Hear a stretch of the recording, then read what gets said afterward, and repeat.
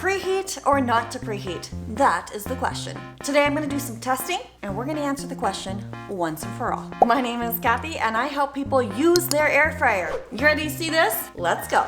I've got two identical air fryers. We're going to start with the Tater Tot Test. The bag is 32 ounces and we've got just about 16 ounces of tots. I've got my cold air fryer, totally cold. I can touch it. I'm going to drop these right in, lay them out. They're pretty well in a single layer. The bag says cook them in an oven at 450 for 20 to 25 minutes. So I'm gonna go 400 for 15 minutes. And I'm gonna give it one shake. Okay, this one I just washed and I'm going to preheat it 400 for 5 minutes. Time for the first shake. 1, 2, 3, and we'll pop it back in. Can we read it? It says it's ready. It's hot. I'm not gonna touch it. And we'll, oop, I burnt myself. Can you hear that sizzle? One layer and 400 for 15 minutes. Okay, these babies are done and they look pretty dang good. Can you take the internal temperature of a tot? Let's find out. It's cooked to 180. Yeah, it's well done. It's perfect. It's wonderful. Yay. These are hot, so we're gonna give these a couple minutes to cool down and taste test them. Oh, and I just remembered, I forgot to set that shake reminder. Here we go, halfway through. 1, 2, 3. Level that out, and we'll let it finish. Okay, here's the tater tots. You're gonna test it? Is it crunchy and hot? Just right? Yay! It's a 5 out of 5.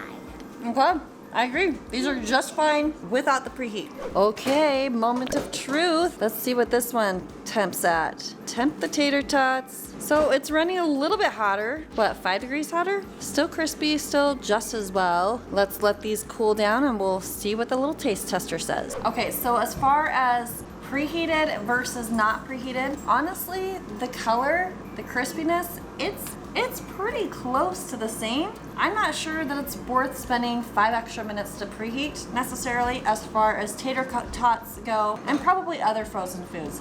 The taste, it's just about the same. It tastes the exact same though, right? What do you think? Yeah, so no preheat necessary. 5 out of 5. Okay, one chicken here is just over 11 ounces, and this guy here, just over 11 ounces. Internal temperature of the first one is 53. Internal temperature of the second one, 54. I've got a cold, clean basket here. Here's the first chicken breast. Pop that in.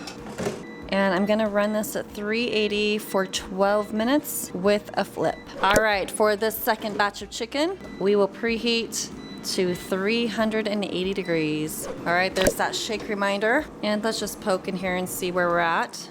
Trying to get to the thickest part of the chicken. So not quite halfway there at this point. Just gonna flip that over. My silicone tongs are dirty, so I'm using metal, but I'm not touching my basket. There we go. We'll finish that up. All right, this one's ready.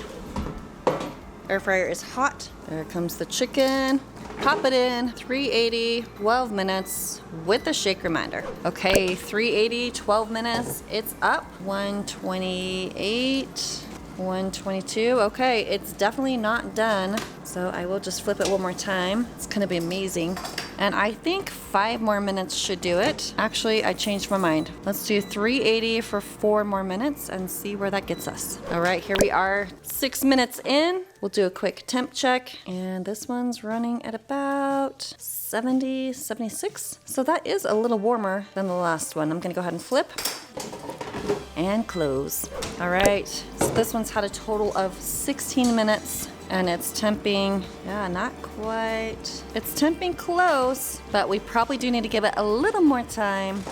So 380, and we'll go for 2 more minutes, which makes it a total of 18 minutes. Yeah, alrighty, it's done. Let's take a look-see. Okay, definitely not ready. We're running about 133. So I'm gonna say we will just go for 6 more minutes.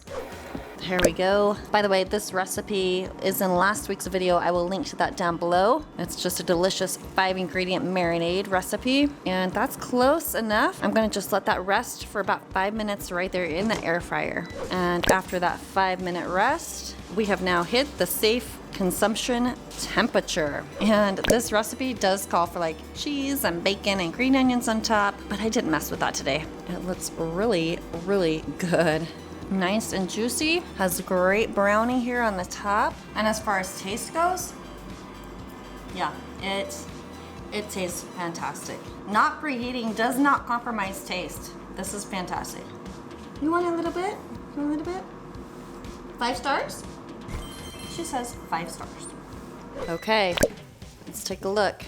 Temp it, 52, 53. I think we're close enough. We can just let it rest right inside the air fryer. But let's notice the coloring's about the same. And this one only cooked for 2 minutes less. Let's cut into this one. That was in the preheated air fryer. Looking good, looking juicy. And as far as taste goes, also delicious. Really just as good. So final verdict, it didn't make too much of a difference if we preheated the air fryer. As far as tater tots went, 15 minutes, 400 worked just fine either way. And as far as the chicken goes, it shaved 2 minutes off the total cook time between preheated and not preheated. Final results, just fantastic on either chicken breast. In my opinion, unless you're gonna do steaks, I'm gonna say preheat, it's optional. It doesn't hurt for sure. It'll save a little bit of time, but if you don't have time to do it or you forget, don't worry about it. Hey, if you're looking for more air fryer tips, I've got some right here for you, and you'll probably like this one as well. Thanks for watching. I'll see you on the next video.